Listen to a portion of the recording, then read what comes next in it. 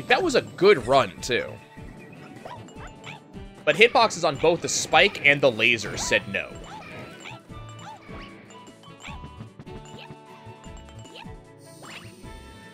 Okay. You okay, Base? What's up?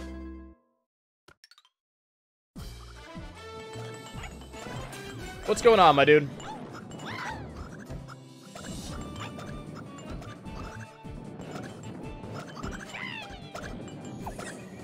I am very aware of Carl's getting it over at level, yes. Please tell me you did not, like, try to actually play it.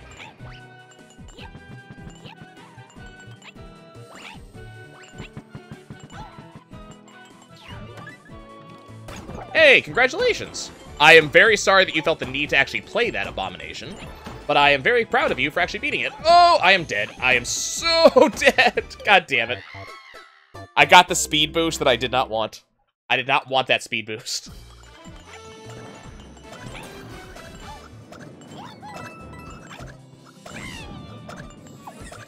$43 hours of grinding, though.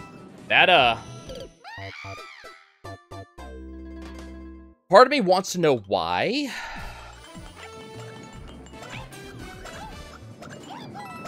I mean, okay. I can understand this.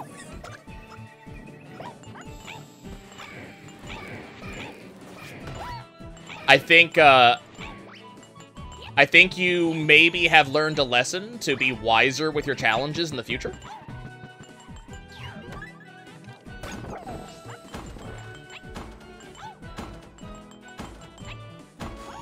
Okay, let's try this again. Okay. There we go. At least I have learned how to correct for that. Live or die by doing your best? I mean, there's doing your best, and then there's, like, masochistically hurting yourself on a sadistic level for absolutely no reason. Don't ask me how that just worked, by the way. I don't have an answer for you.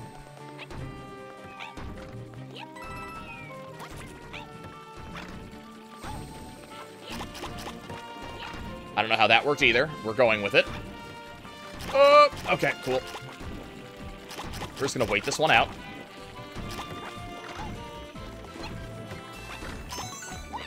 Cool.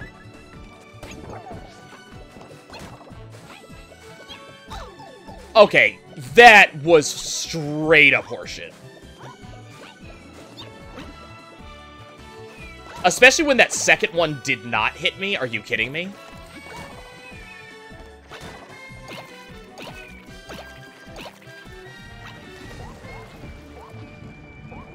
Like, that hit was straight up horseshit.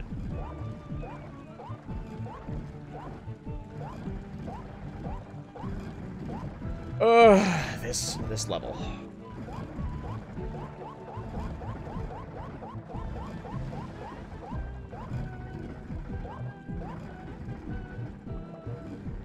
I mean, you're not wrong.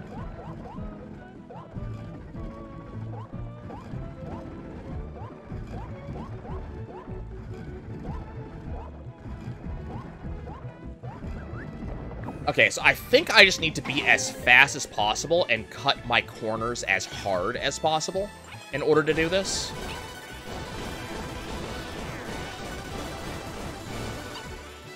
Which is not particularly easy to do with this particular run. And I screwed up that jump. I would have been absolutely fine if I did not screw up that jump. So that's how I'm going to do that, is I'm going to cut every corner I can, and that will get me ahead of that, that laser.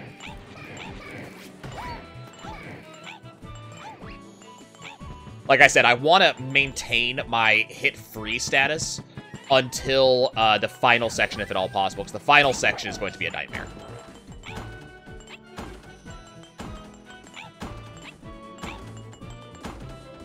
God damn it. I could not get my momentum going backwards in order to fix myself there.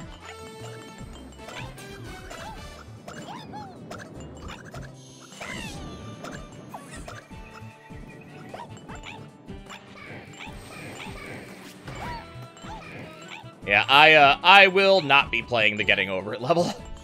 I know... God damn it.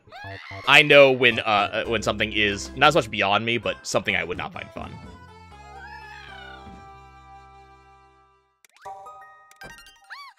And that strikes me as a not fun level. Though admittedly, it's the reason why it is not fun for me. Which is just because Carl is Carl Sagan 42, who is a extremely prominent player of Super Mario Maker. He makes a ton of levels, he plays a ton of levels, very funny guy, incredibly smart man. He also used to be a speedrunner of Yoshi's Island, which is where I first saw him. Damn it. Oh yeah, I watched his walkthrough of it. The level looks well done. I don't like having my progress lost. You know, I don't like doing anything where my progress can be lost like that, so it just wouldn't be fun for me. But, like, I know he is very good at making levels. Okay.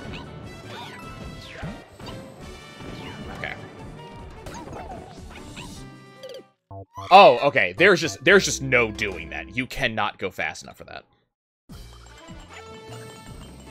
I mean, yeah, I just really don't appreciate gameplay where making a mistake costs me, you know, hours of progress. This type of thing, Champion's Road's a little bit different because at most, you know, I'm, you know, losing 2 or 3 minutes of progress. But, like, it's one thing that I've noticed, especially in my raid group. You know, the fights that we're in are maybe 8 minutes at a time.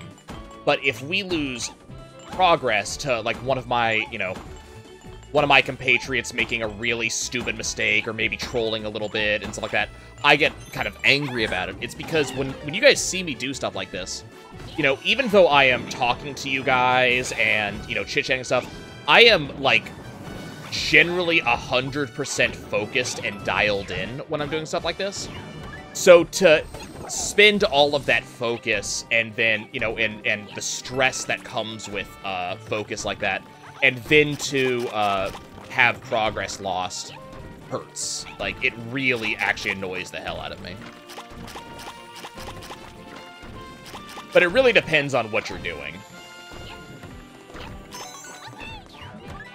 There are exceptions to that I will accept, where I will, okay, apparently that's not gonna happen. Okay, we're just gonna wait this one out, apparently. I am having so much trouble making wall jumps happen. Holy shit.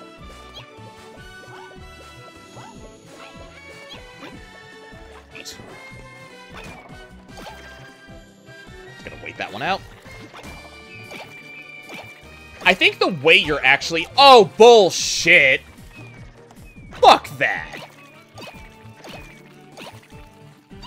I think one of the ways you're supposed to do that, that section is you're actually supposed to bounce on the backs of the ants. Like, that's actually intentional. But I prefer the wall jump strategy.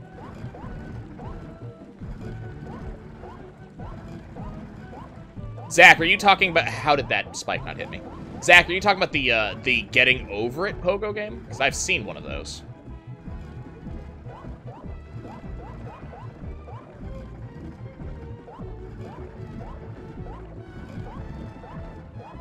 I also didn't... Yeah, I've actually seen gameplay of that, but I'm not interested in the pogo game either. Okay, so cut corners. I can do that. So start top, jump.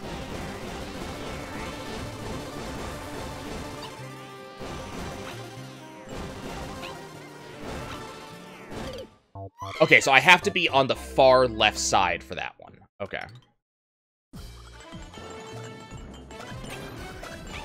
I mean, it doesn't, like, what you're saying about the level doesn't really surprise me. Knowing, like, Carl's not only a good player, but he's also a good level creator. You know, say what you will about troll levels and his you know, him helping to proliferate them across Mario Maker and stuff like that. Like, when it comes to actual levels, Carl is a solid level maker. And part of that just comes back to he's a solid player of, you know, of Mario.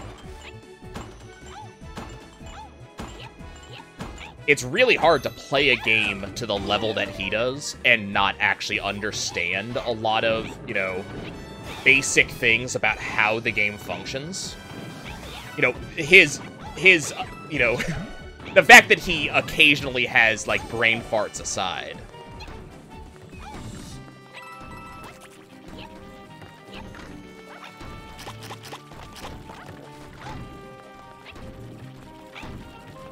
He might have a lot of, you know, the, wait, that works like that moments, but he understands his Mario physics really well.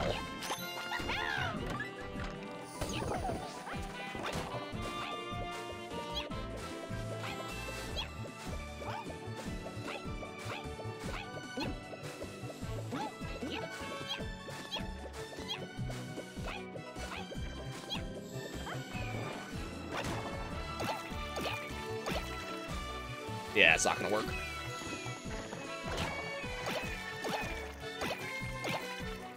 Okay. Now back to spike hitboxes. Do not look at chat. Do not be tempted to look at chat. Do not review what chat is doing or saying. It doesn't matter right now. It is fine. Get past spike hitboxes.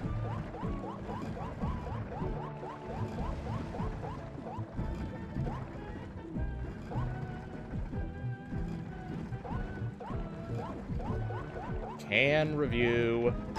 No, god damn it. That's such bullshit. I have no... Basically, it's just because I am big, my hitbox changes. Because I've paused there before as small with no problems.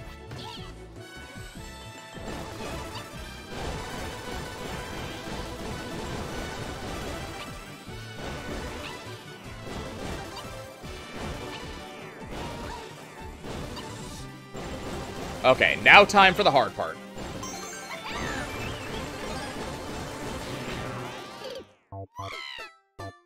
Do I have to go up and back? Is that what I have to do there?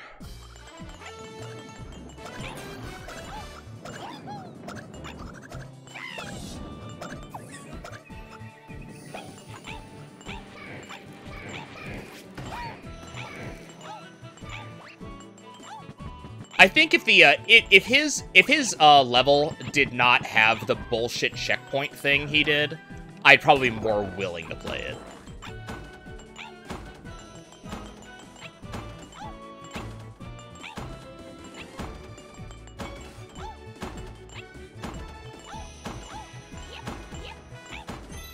Oh yeah, it's definitely progress. If we had not, I think if we had not had the spikes that just basically said I'm not allowed to, you know, make progress. Come on, come on, come on! Yes!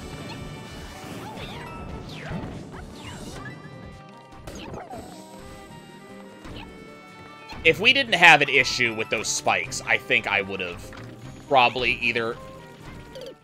That was my fault. I probably would have either made success or actually beaten the level right there if it wasn't for that underwater spike that just basically said, you know, screw you. But yeah, that was my fault with that platform. I tried to make the jump having no momentum whatsoever.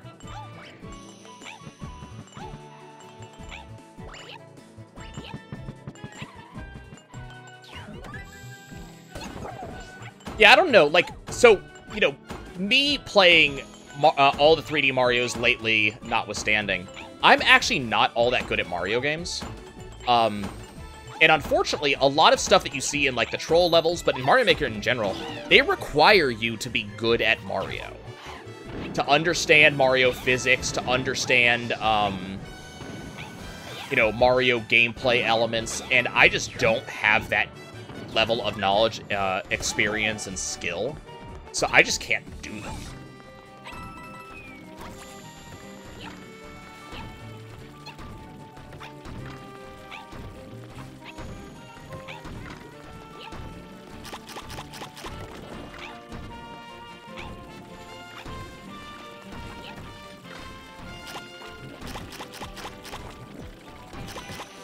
What was the first thing you did after clearing story mode? Playing his level? Also, that sucks.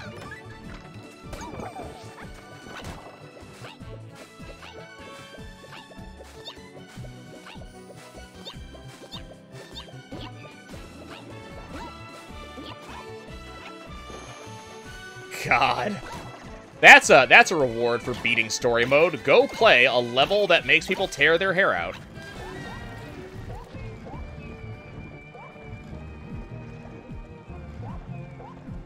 I can understand the motivation, though.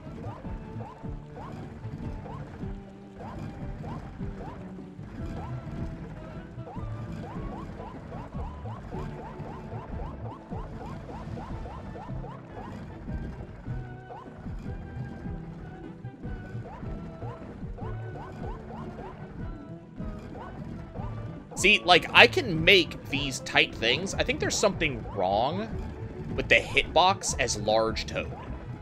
Because these same movements that I'm doing as small Toad got me hit in large Toad.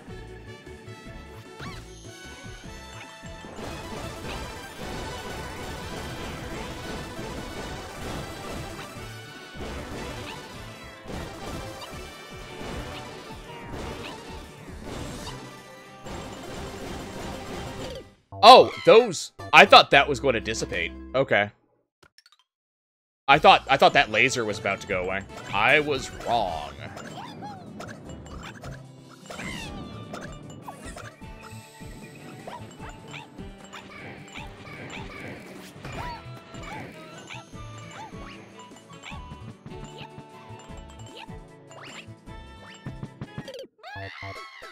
Okay.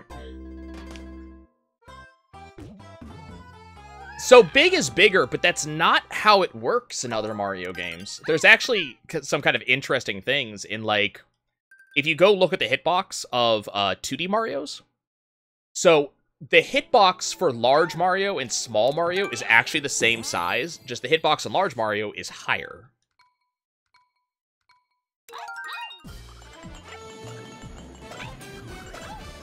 It's actually really interesting to look at, because there's some really goofy things you can do because of that fact when you're small Mario.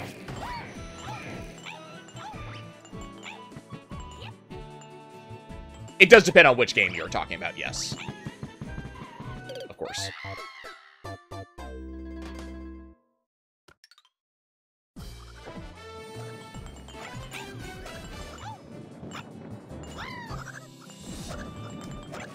This one out.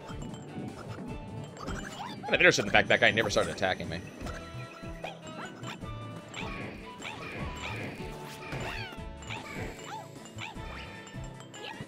But it's more that, like, large Toad seems to be fatter than small Toad. Not taller. Or not just taller, but fatter. So, small Toad can get closer to spikes without getting hit. Don't ask me how I just did that. Oh, God. God damn it. So, before the beat block actually shows up, there is actually a hitbox, which is something that you get to take advantage of.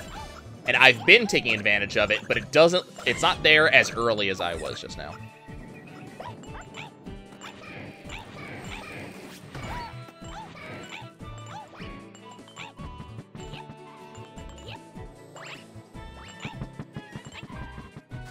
This is fine. No, it isn't. Bad or two because of the mushroom head? I hope not.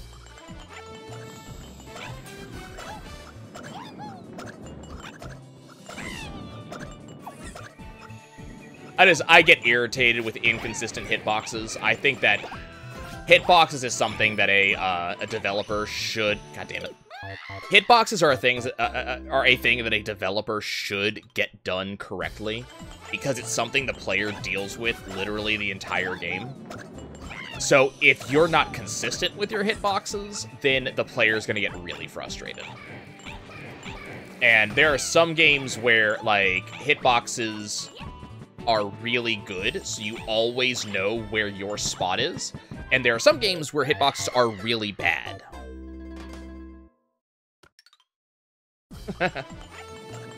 See, I never really have a trouble with Nintendo quality checking their games. There's just, like, some small things that are weird. But, like, in Final Fantasy XIV, for example, we know exactly what the hitbox on a character is to see if you're in a AoE or not. Your hitbox in Final Fantasy XIV is literally 1 pixel in the exact center of your character. So, as long as you know where that 1 pixel is, you know exactly where you can stand. You can be half inside of an AoE, you know, as long as you are, you know, half out of the AoE and that 1 pixel is outside, you're good. And this is something that, like Toho games do. A lot of the bullet hell, genre, has it so that way your entire character isn't a hitbox, just the very center of your character is. And there's actually bonuses that you will get if you get bullets to go near your center of character, but not actually hit. There's actually bonus points for grazing. But obviously, that doesn't work if your hitbox isn't good.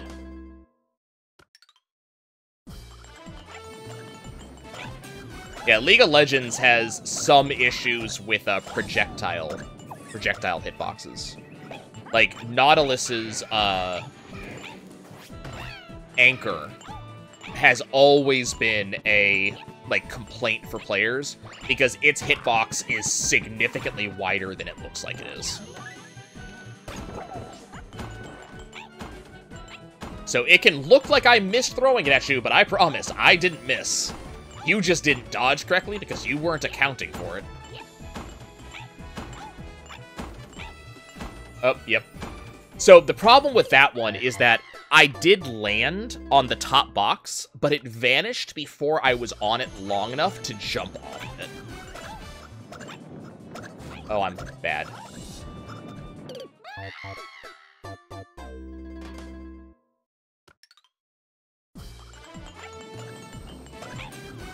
A hitbox is one of those things that, especially in a game like Enter the Gungeon or The Binding of Isaac, hitbox is one of those things that's very important. Actually, Gungeon, I feel that Gungeon had really well-done hitboxes for the character. I had some complaints about certain bullets out of certain guns that you shot, but the character hitboxes did feel very solid.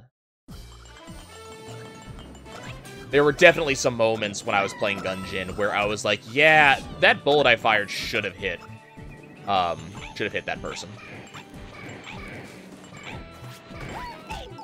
Oh, screw you. Did you seriously get up out of your bed and then just wander over to me and then lie down on the floor? Really?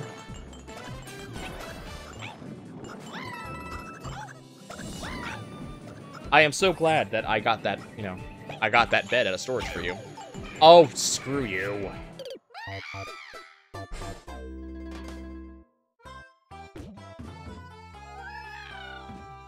Even chew your chew thing. Yeah, it's lazy. That's lazy hitboxing. I mean, that's what a lot of games do, is they just do overlapping rectangles, but that's lazy hitboxing. I want to know why games don't actually have hitboxes actually conform to the characters.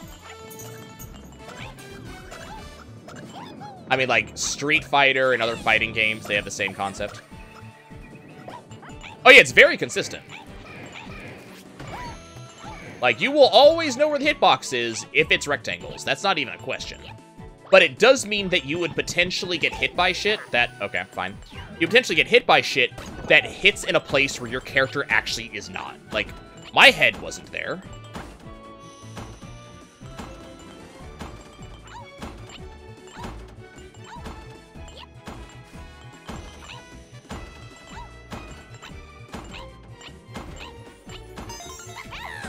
This attempt is probably doomed to fail, but...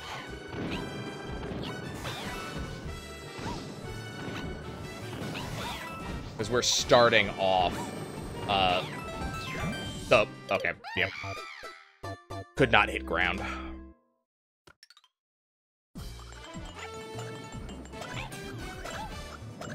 I don't know how that chuck hit me.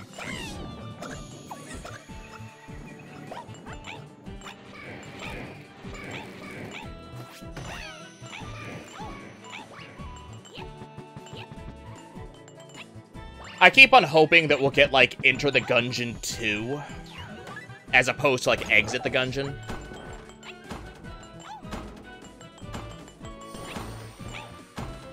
God damn it, that boost screwed me up.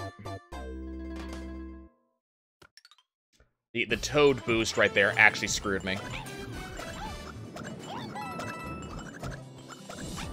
I mean, more practice is good to a point, but there's a certain point where no more practice is required.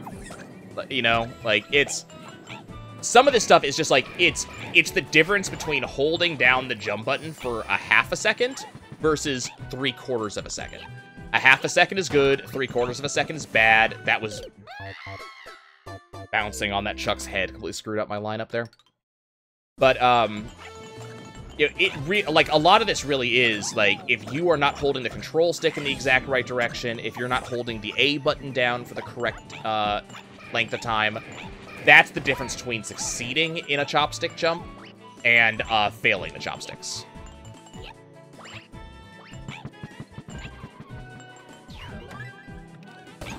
I don't play ESO. Are you talking about Final Fantasy?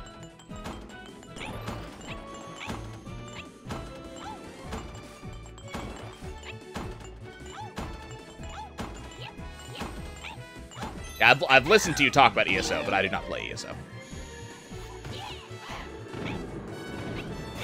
So I am actually a tank main.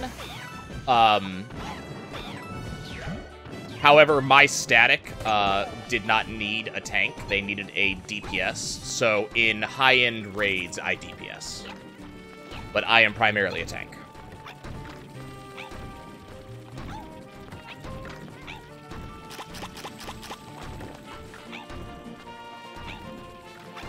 Then again, my understanding is, like, Final Fantasy XIV's tanking system. I mean, when I say my understanding, this is the absolute truth of the tanking system. That's not in question.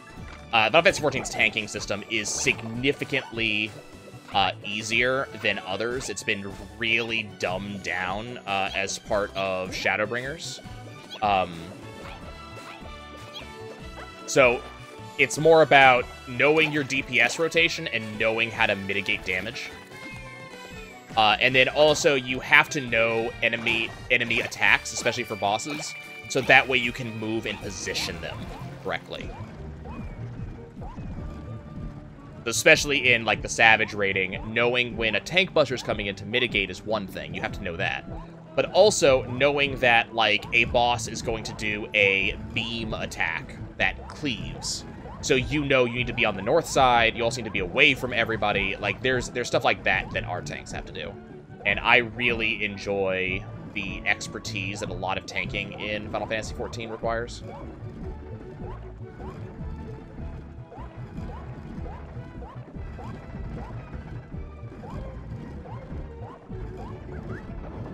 Okay. First time to here with full-size Toad. And I missed the jump. I jumped a fraction of a second too early. Like, it is so hard for me to judge the jumps for that, because they are so far apart. Like, those tiles are gigantic distances apart.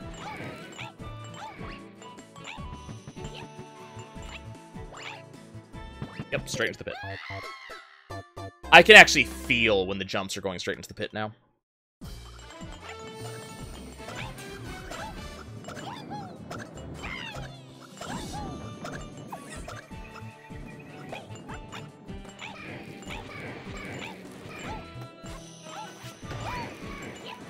I mean, we have our resource management primarily is just cooldowns. Like, when do you cool down, how do you cool down? But especially on, like, the fight that we're on now, tanks have to help do heavy mitigation for some big attacks, and if they do not, the party will just freaking die. There's no level of healing that helps because the attack is... I am so dead. Yep. The attack is heavy enough that we need 10 to 20% damage reduction on the attack to begin with just to survive it. But it's really all about that mitigation. It's about movement.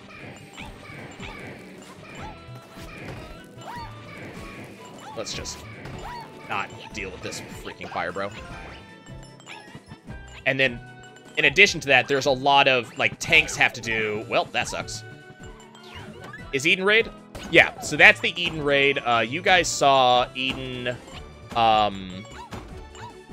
Eden... Yeah, I'm dead.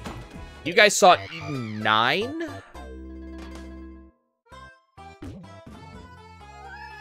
I think 9 and 10. We're up to 12 now.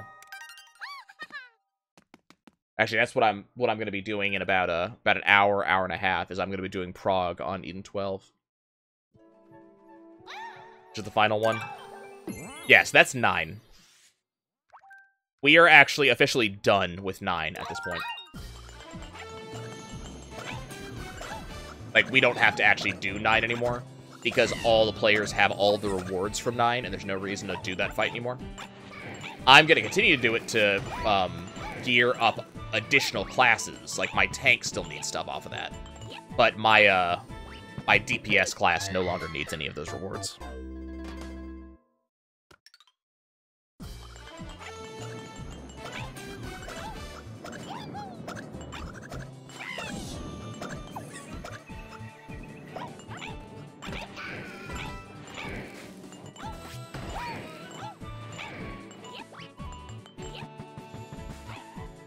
Come on. You also, you can't actually wall jump off of the chopsticks. The big thing about Cloud of Darkness is that Cloud of Darkness is actually... So I say this, and it's going to sound kind of weird. Cloud of Darkness is actually a really easy fight in 14. Like, what I found is that a lot of these fights, once you understand how the fight works, the fights are actually extraordinarily easy. You just have to learn the movements.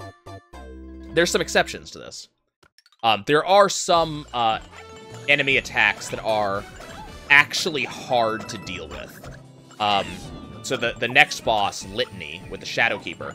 The Shadow Keeper has an attack called, we call it Shadow Orbs, or Shadow Warrior, depending on which group you're listening to. But Shadow Orbs or Shadow Warrior is actually a really difficult attack to deal with. It has a lot of randomization elements to it, and screwing up reading that attack can wipe the party. So Shadow Warrior sucks, but the rest of the fight's pretty easy. And a lot of the fights are really just it's just a pattern of movement, and once you do it, it's good. There are just certain attacks in certain fights that are... I am so dead because that platform was gone. There are certain attacks in certain fights that are either RNG heavy, so you don't know how you're going to deal with it, or require a lot of coordination between multiple members of the party. And if that coordination doesn't exist, your party dies. But there are so many strategies that now exist, especially for the coordination-based attacks, that they're not particularly hard anymore. So at this point, you know, for Cloud of Darkness is, in my opinion, a very easy fight once you get the basic concepts down. So now it's getting kind of silly, because this week was the first week we were not doing it as a group. So I tried to join a pug team to beat it. And my team, if they try to beat Cloud of Darkness, we'll beat it on the first try. Like, we're not making multiple attempts. Now, if we need a little bit of warm-up or something like that, you know, occasionally we'll wipe once or twice. But it's not that we're wiping to the mechanics. We're wiping because someone's being fucking stupid, or, you know, someone, you know, didn't touch a button, or didn't touch a heel at the right time. But we're not losing to the fight. We're losing to ourselves being fucking stupid. And that's what Cloud of Darkness is at this point. So now the problem is we were getting it, you know, effectively first try every week. At this point, unfortunately... since we're not doing it together, I have to pug it, and randoms have trouble with the weirdest sections of fights that I don't understand. It's kind of like chopsticks. I don't understand why I have trouble with chopsticks. So I was trying to do it while I was on break at work, and the randoms could not beat we couldn't even get past the like first major phase in Cloud of Darkness in 3 tries. So, you know, Cloud Darkness has phase 1. She has phase 1, which is nothing. It lasts a minute. Phase 2 is Forest, and Forest lasts about 2 minutes. Phase 3 is Tiles, lasts about a minute. Phase 4, Phase 5, Phase 6. That's how I'm choosing to comment on it, because those are actually changes to the arena. Most people consider to only have, like, 3 phases. And the Tiles is where they couldn't get past. They tried... we tried 3 pulls. And 2 of them got to Tiles, and neither of them succeeded on Tiles. And not only was I out of time by this point, my break was over, but I was disgusted with the party. Because the Tiles is a known quantity. There is a very specific set of patterns to beat it. It's not a question. You know, it is not a, like, you just do this. That's it. You don't have to question it. You don't have to adjust that strategy. You just do this. So mostly people who can't do Tiles are people who just cannot do strategies. Like, they cannot do movement. And at that point, if you can't do movement at a high-end fight like this, you are not living.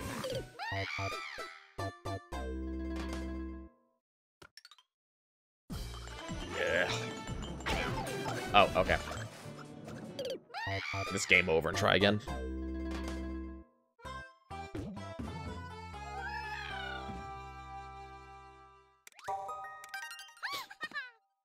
They don't execute, huh?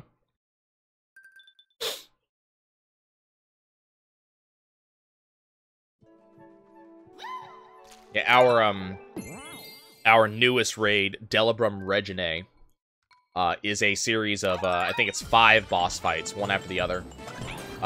It's not Savage level, so it's not super, super difficult.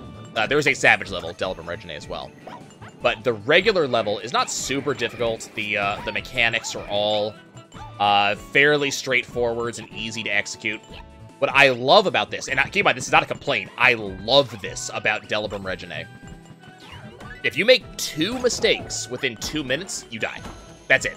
It's not damage-based, you just flat die. And I love this concept of not players, you know, like, players have to actually execute. They're not allowed to just soak damage and say, it's okay, you know, the healers will get me. No, you have to actually execute. You know, you have to actually perform the mechanic, dodge as appropriate, do whatever you're supposed to do. I love that concept.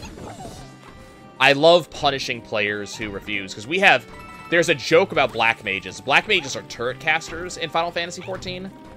They don't want to move, and anytime they move is a bad thing. They actually lose DPS when they move. So there's a joke about Black Mages, and the joke is healers adjust. And that used to be that, like, Black Mages would not move to get out of AoEs. They would just take the damage. And the idea was just, nope, you're a healer. You know, just heal the Black Mage. Just get them back up again. Or, you know, use Rescue and pull the Black Mage out of the damage they're in. So that used to be how Black Mages worked. And so making it so you can't actually do that anymore, that you have to dodge stuff, is fantastic. I love the concept, and I want them to do more of it. Like, I love the concept of you're not allowed to just take damage. In Savage, so we have 4 different types of punishments in Final Fantasy XIV for taking damage. One is just you took damage. Take too much of it and you die. And then now that, you know, we're getting towards later on in the game, we're multiple expansions in, people have a lot of health. The second punishment is vulnerability stacks, which is you took damage once. See, look at that hitbox on that spike. Come on. That hitbox was huge. I was nowhere near it. I wasn't even touching it. If you take damage a second time, or if you take damage with the second type of punishment, it's a vulnerability stack, which means the next time you take damage, you take even more damage. The third type is the Delibrum Regine style, which is high. You took damage, take it again, and you die. But my favorite is what's in Savage. In Savage, the punishment is your damage is reduced.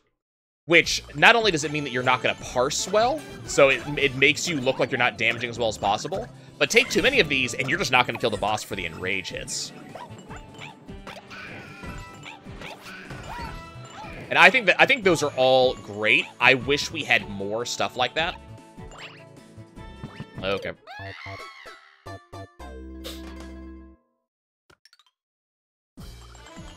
Yeah, I enjoy people not being able to phone in their performance in these games. Like, I enjoy the concept of if you do not dodge. So, Zach, I can kill the ants. The problem is, to kill the ants, I have to ground pound, which means I drop all the way to the bottom. So, it's actually not a good thing to kill the ants, because it means I fall all the way down. I'd rather not kill the ants and not fall. We're gonna reset that. I'm dead. Did not have enough acceleration to make it to the higher pink.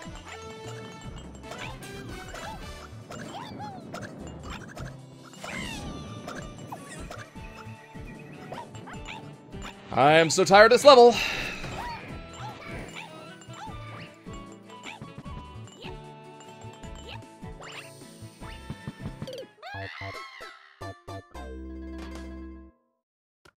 So I need a certain level of acceleration to not drop into that pit, and I do not understand why I just do not get that acceleration sometimes.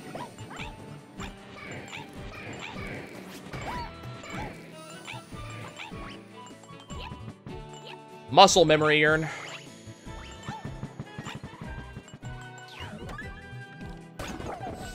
Keep in mind, when I was talking deeply about Final Fantasy XIV, I could not even get past the initial section, so that should tell you a lot about my ability to talk and play video games at the same time. But we're in muscle memory at this point.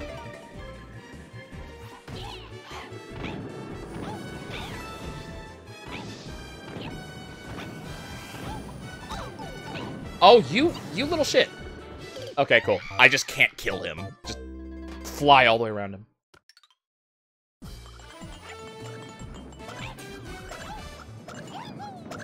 Like, a lot of the games I play, there's no issue with talking deeply about stuff, because there's no punishment for making a mistake in a lot of these games.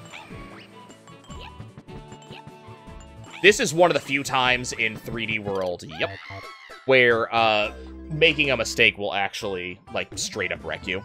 Most of the levels in this game do not require any level of concentration. They don't even require much in the way of execution.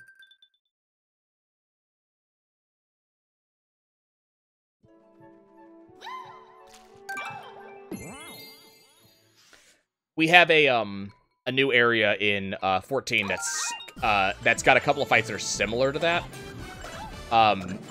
In Boja, which is one of the new areas, there is a chance that you can get into a 1v1 fight with an enemy commander. Boja is basically it is a battlefield where the Empire is trying to deal with the Bojan resistance, and you as the hero are helping to oh, I'm bad. You as the hero are helping the Bojans. And in Boja, there is a way to do a 1v1 battle. You have to go into a critical engagement, which is effectively a boss fight, but it's a boss fight with, you know, up to 48 people against the boss. And if you are able to do a reasonable level of damage to the boss while taking little to no avoidable damage. Now, avoidable is important, because a tank taking auto attacks, that is unavoidable damage. A tank taking a tank buster is unavoidable, and taking raid-wide damage is unavoidable. So all of those are considered to be avoidable damage, or unavoidable damage. But if there's an AoE and you're in it, that is straight up avoidable damage. And so if you're able to contribute significant damage to the fight, significant just means like average for your class. If you're able to contribute significant levels of damage to the fight while taking, it's really take no avoidable damage. However, I have seen people qualify taking exactly one hit because they did a significant level of actual damage. Then you qualify for the 1v1. And the 1v1, all people who qualify can register for the 1v1. It selects one user, and that one user gets to attempt the 1v1 against the Imperial General. And there is a fight against Gabriel, who is literally in a transforming mecha suit. So, you know, that's in our fantasy game. The transforming mecha suit, and he has a status effect that you have in a lot of places in 14. Actually, a lot of high-end bosses use this. It's called is it Utmost Caution? I can't remember the exact name of it. The name changes from boss to boss, but it's like Utmost Caution. And Utmost Caution is a debuff that ticks down over the course of about 4 seconds. At the end of those 4 seconds, you need to be doing precisely nothing. Do not even move the camera, put your weapon away, stop attacking, take no action. If you do this, you survive. Utmost Caution does nothing. However, if you are taking any action when the timer ticks down to 0, you take damage and you get launched into the air. And the problem is that at the exact same time as the timer hits 0, Gabriel puts a giant AoE at your feet. So, and he does this multiple times during the fight. So, in this fight, you have to actually have portions where you do literally nothing, and if you fail to do so, you instantly die. And the problem is, when Gabe kills someone, he just vanishes. He just freaking leaves. The other people who qualify do not get a shot at this fight. Just the person who did it. And a lot of newbie people who have never actually fought Gabe before or have not researched Gabe, they die to this. And the problem is, this is the second mechanic in the fight. It is like 18 seconds into the fight. So most people who actually fight, most of the time we see Gabe show up, he only shows up once an hour. Most of the time we see Gabe show up, he's, you know, the fight's over within 18 seconds, the newbie loses. He also does this attack, I think, 3 times in the fight total. And at every time he does it, there is a significant chance that you will just die. Though it has a little bit of that similar, you know, playing chicken. Because you have to dodge the AoE he's dropping at your feet. The 1v1 fights against these, God damn it. Oh, I'm dead. No, I'm not. Okay. The 1v1 fights against these bosses are, they're more endurance and mechanics. The amount of damage you do doesn't really matter all that much. As long as you survive all the mechanics and you do reasonable damage, you will win and you will survive. But if you don't do the mechanics, you're just going to die.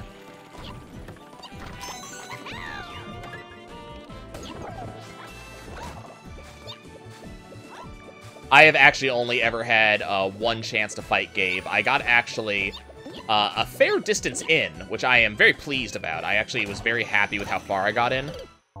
Okay, game. Sure.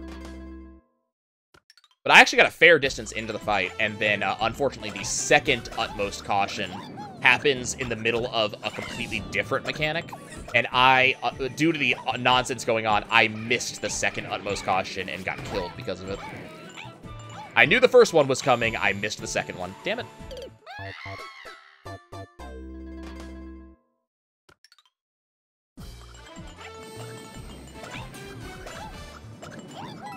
She sounds very similar to Gabe. Gabe has a mechanic where he has missiles that cross the field from 2 90-degree angles. They have a crisscross effect.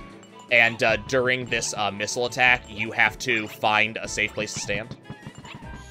So she sounds very similar to Gabe.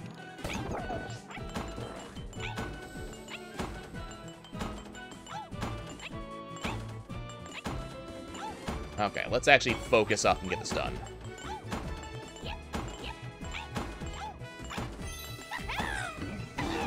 Okay.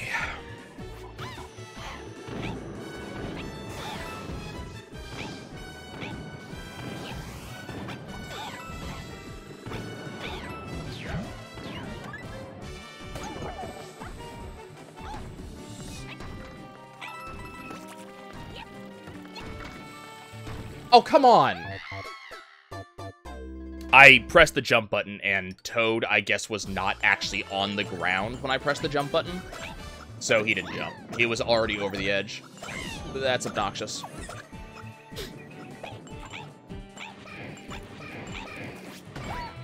That is one of the complaints I've seen about Final Fantasy XIV that, from a couple of other high-end players that I'm beginning to agree with, is that Final Fantasy XIV is 100% vertical improvement in the game, which is just, like, it's this constant patch cycle where you're always just trying to get whatever is best in slot for your gear.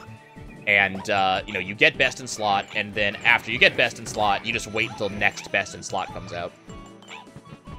So and there is no other best in slot. There is no alternatives. There's no other options. It's just, this is actual best in slot. And so, I kind of, after hearing you talk about ESO and how ESO best in slot works, I kind of want to hear, 14 do that style, where I have multiple options. Like, I would like to have, like, a choice of best in slot.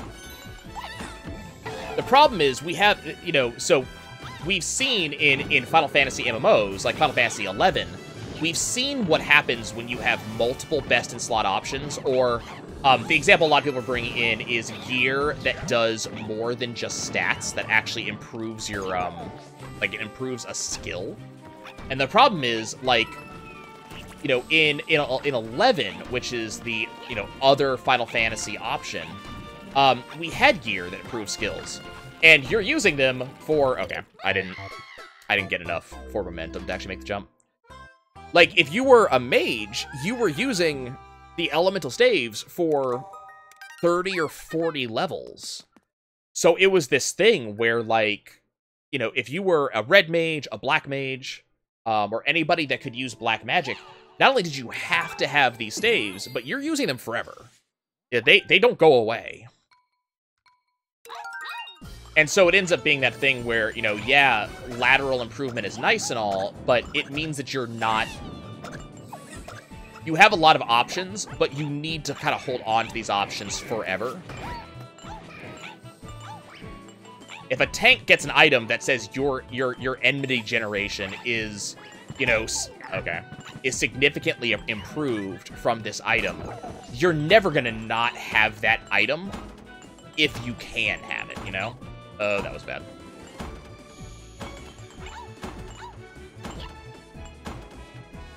Yeah. Did not do my run up to that correctly. I feel really bad. This is actually taking me longer on Switch to beat this level than it did on Wii U, I'm pretty sure. Like, I want to get to Bowser's Fury.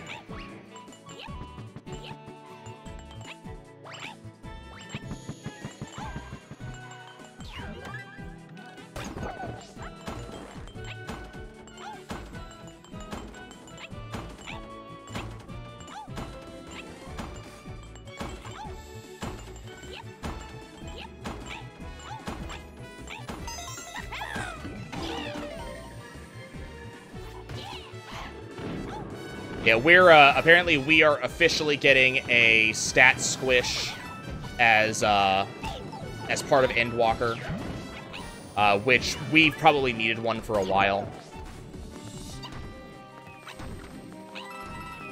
It's not actually going to change how the game is played, but we're actually going to get a stat squish.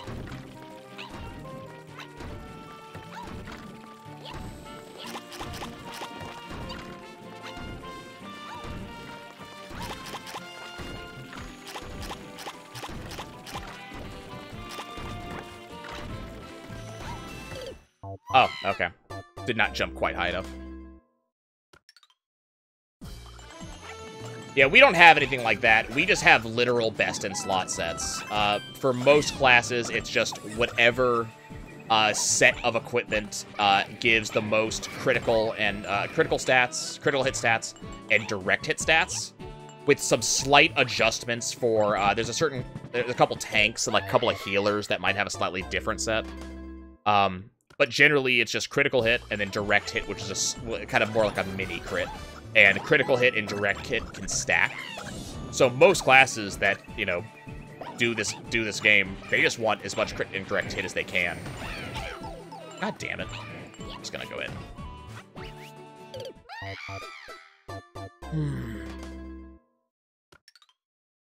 Yeah, we don't have a stat like spell critical, it's just crit. Straight crit.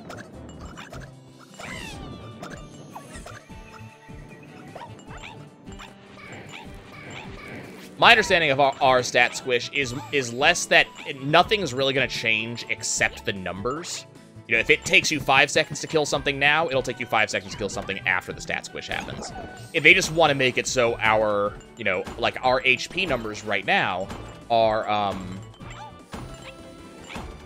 like tanks have 150,000, or like, sorry, 200,000 health, which is kind of a large number. So they just want to make those numbers a little bit more realistic, a little bit more doable.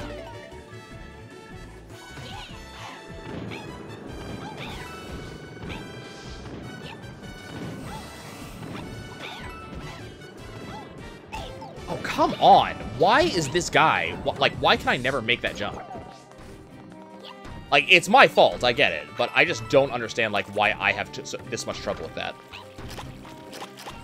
Oh, I almost got hit by that.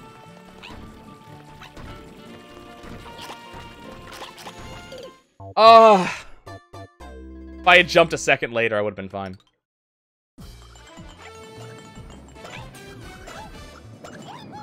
I'm beginning to get a little bit of extra optimization down in this, especially as we get to, like, the platforms.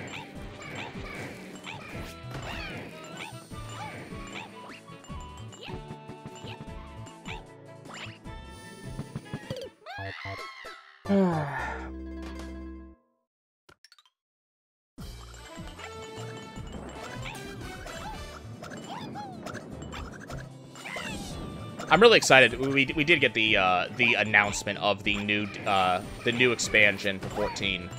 I'm really looking forward to see what they bring to the table for the game, like how they improve the game, how they add to the game.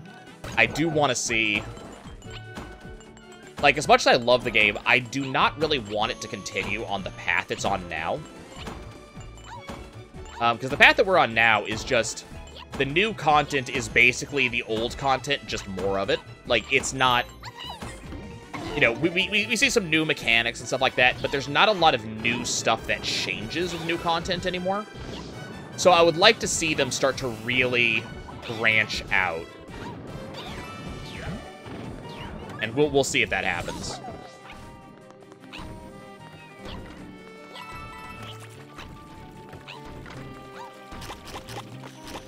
Oh, I almost got hit by him.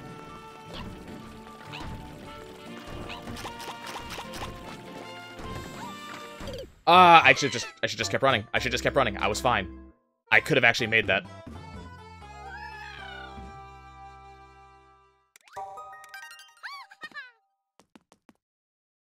We have similar stuff. Just a lot of our stuff is just it's a different like. 14 does a lot of the same stuff, a lot more simplified. So right now, depending on what level of player you are, you know, if you're a savage level player, if you're an ultimate level player, if you're a casual, there is a best in slot available to you.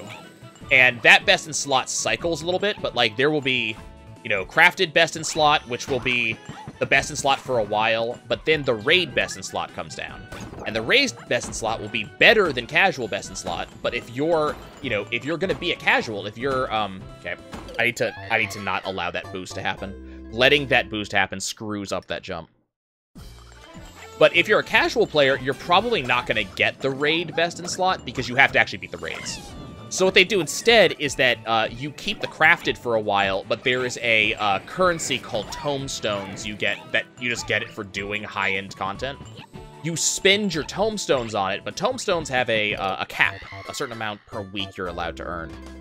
And so you spend them, so a raider will have better gear than you will, and they'll get it faster than you will, but you will eventually get gear that is potentially comparable. And then eventually what happens is, as the raiders kind of finish getting all of their gear, That was stupid. Like, there's crafted, then there's, which is currently crafted as 510 gear, eye level 510. Then there's Tombstone. Tombstone is 520. Then there's the raid gear. There's also a I guess a casual or a normal raid gear. The normal raid gear is 510. Tombstone is 520. And then once you get then Savage raid gear is 530. Then after you get off the Savage raid gear, second. Nope. Ah, damn it. Once you get off the Savage raid gear, which is 530 with a 535 weapon, eventually we'll start seeing the new 24-man raid will come out, which I believe is in April. The 24-man raid allows you to get a certain drop weekly that allows you to upgrade that 520 Tombstone item to a 530 item. So it is, in theory, as good as the Savage Raider gear. So the casuals will eventually catch up. But Savage Raiders, like, they already have access to both the regular 530 gear, and they also have... God damn it, I'm not getting this timing right. Hold on.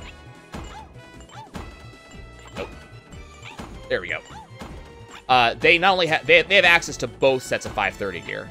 So eventually casuals will get there, but it's going to take them a while to get to that gear. Savage Raiders will be there much earlier. Which is just, you know... It's all about just kind of, like, keeping score. Okay. Yep. I was...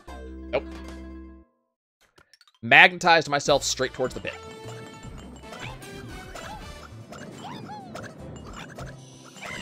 But it's this constant thing. Like, every patch, you know, introduces a new set of gear that may or may not be better than your own.